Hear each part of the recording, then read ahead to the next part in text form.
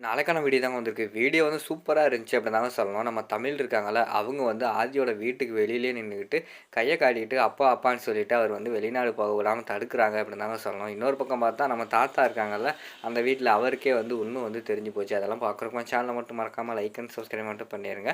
First எடுத்த உடனேயுமே வந்து நம்ம பாரதி வந்து "நல்லா இருங்க சார். உங்க வாழ்க்கை வந்து இனிமே வந்து எந்த பிரச்சனையும் இல்லாம போறதுக்கு என்னோட வாழ்த்துக்கள்" அப்படின்னு சொல்லிட்டு அந்த இடத்துல அழுதுகிட்டே வந்து பாரதியும், தமிழும் வந்து வெளியில வந்துடுறாங்க. வெளியில வந்தோடனேயும் "அம்மா சொல்லுங்கம்மா என்னம்மா ஆச்சு?" அப்படின்னு சொல்கிறாங்க. "ஏய் பேசாமல் வாடி" அப்படின்னு சொல்லிட்டு அழுதுகிட்டே வீட்டுக்கு கூப்பிட்டு வராங்க. வீட்டுக்கு கூப்பிட்டு வந்தோடனே அதுக்குள்ளே உட்காந்துக்கிட்டு "அம்மா சொல்லுமா அப்பா வந்து என்ன சொன்னார், நம்மளை ஏற்றுக்கிட்டாரா?" அப்படி இப்படின்னு வந்து தமிழ் வந்து கேட்க ஆரம்பிச்சிடுறாங்க. "ஏய் தமிழ், இனிமேல் வந்து உனக்கு அப்பா கிடையாது, அம்மா மட்டும்தான்" அப்படின்னு சொன்னோடனே "அம்மா என்னம்மா சொல்கிற, அப்பா என்னம்மா சொன்னார்?" அப்படிங்கிற மாதிரி அழுதுகிட்டே கேட்காங்க. "அப்பா வந்து உங்களை பிடிக்கலை அப்படின்னு சொன்னால் கூட பரவாயில்ல, நீங்கள் வந்து எனக்கு தேவையே இல்லை அப்படிங்கிற மாதிரி சொல்லிட்டாரு. இனிமேல் அவரோட வாழ்க்கையில் வந்து நம்ம தேவையே கிடையாது, தேவைப்படாத பொருளை வந்து யாருமே வச்சுக்கிற மாட்டாங்க. அது மாதிரி வந்து நம்மளையும் உங்கள் அப்பா வந்து இனிமேல் சேர்த்துக்க மாட்டார், தயவுசெய்து அதை புரிஞ்சுக்கோ" அப்படிங்கிற மாதிரி சொல்கிறாங்க. உடனே ஏங்கி ஏங்கி அந்த இடத்துல வந்து தமிழ் பாப்பா வந்து அழுக ஆரம்பிச்சிடுறாங்க.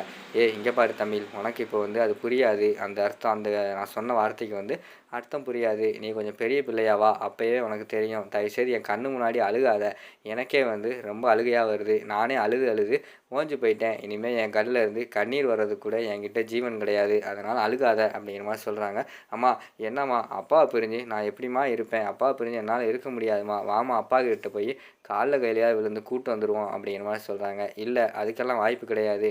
இனிமேல் வந்து அப்பா வந்து நம்ம காலில் விழுந்தாலும் சரி, எதில் விழுந்தாலும் சரி, அவர் வந்து நம்ம கூட சேர்ந்து வாழ மாட்டேன்னு முடிவெடுத்துட்டாரு. தயவுசெய்து புரிஞ்சுக்கோ" அப்படிங்கிற மாதிரி சொல்கிறாங்க. அழுதுகிட்டே இருக்காங்க. "ஏய் படுடி" அப்படின்னு சொல்லிட்டு அந்த இடத்துல வந்து போர்வையை மூடி போட்டு பக்கத்தில் வந்து நம்ம பாரதியும் படுத்து தூங்கிடுறாங்க. அவங்க வந்து தூங்கிடுறாங்க.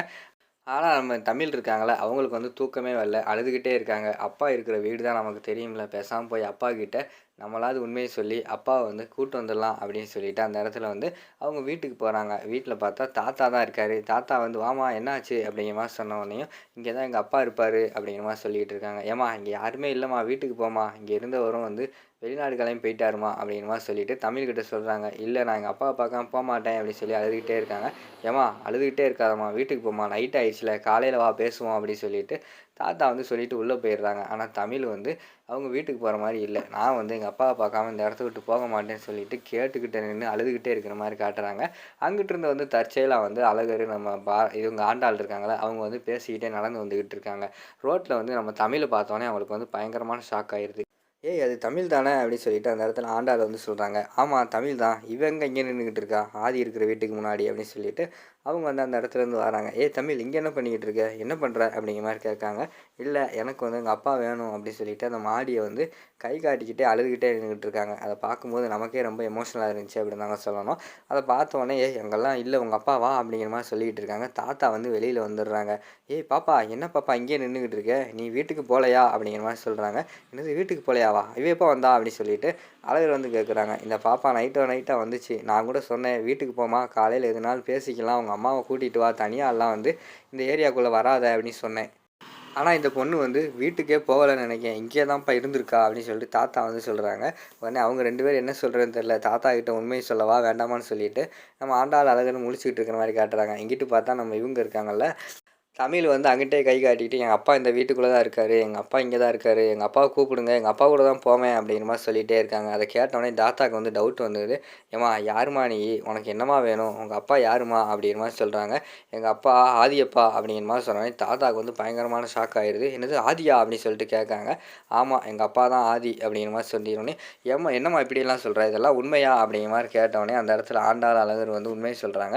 "ஆமாம் இவளோட அப்பா தான் ஆதி, ஆதி வந்து இங்கே வந்து தான் தங்கியிருந்தாருன்னு சொல்லிட்டு இவ பார்த்துருக்கா, அதனால தான் இங்கே வந்திருக்கா" அப்படிங்கிற மாதிரி சொல்கிறாங்க. "ஆனால் அவருக்கு வந்து எதுவுமே ஞாபகம் இல்லையே, அவர் வந்து வெளிநாடு கிளம்பிட்டாரே" அப்படிங்கிற மாதிரி தாத்தா சொல்கிறாங்க. "ஆமாம் எப்படியாவது வந்து அவனுக்கு வந்து பழைய ஞாபகத்தை கொண்டு வந்துடலாம் அப்படின்னு சொல்லிட்டு தான் இங்கே வந்தோம். அதுக்கடுத்து தான் இப்படியெல்லாம் ஆயிடுச்சு" அப்படின்னு சொல்லிட்டு அந்த இடத்துல வந்து ஆண்டாள் அழகர் சொல்லிக்கிட்டு இருக்கிற மாதிரி காட்டுறாங்க. "ஏப்பா உங்களை மாதிரி ஒரு நல்ல குடும்பத்தை விட்டுட்டாப்பா அந்த தம்பி இப்படியெல்லாம் பண்ணிச்சு, என்ன பிரச்சனையோ அந்த தம்பிக்கு" அப்படிங்கிற மாதிரி வந்து தாத்தா வந்து கேட்குறாங்க. "வேறு ஒன்றும் இல்லை தாத்தா, அவங்க அம்மா வந்து இறந்துட்டாங்க. அது காரணம் வந்து அவங்களோட ஒய்ஃபும் ஒரு காரணம் ஆயிட்டாங்க. அதனால தான் அவங்க ஒய்ஃப வந்து மறக்கணும். எனக்கு யாருமே வேண்டாம். நான் வெளிநாடு போறேன்னு சொல்லிட்டு, அவன் வந்து ஆப்ரேஷன் பண்ணிட்டான். எங்களுக்கே அது இப்ப தான் தெரிஞ்சுச்சு. அவனோட கண்டிஷன் தெரியாம அவன்கிட்ட உண்மைய சொல்லக்கூடாதுன்னு சொல்லிட்டு நாங்களே வெயிட் பண்ணிக்கிட்டு இருந்தோம். கடைசியில எல்லாருமே கைய மீறி போயிருச்சு அப்படின்னு சொல்லிட்டு அழகர் வந்து சொல்லிட்டு இருக்காங்க. என்னப்பா அந்த தம்பி வேற கிளம்பிருச்சு வெளிநாட்டுக்கு. இந்த நேரத்துல வந்து இப்படி சொல்லிக்கிட்டு இருக்கீங்களே! சொன்னா கூட நான் தம்பிய நிறுத்தியிருப்பேனே அப்படின்னு சொல்லிட்டு, தாத்தா வந்து சொல்ற மாரி தான் காட்டுறாங்க. அதோட பார்த்துக்கிட்டீங்கன்னா, அந்த எபிசோட் வந்து முடிச்சிடுறாங்க.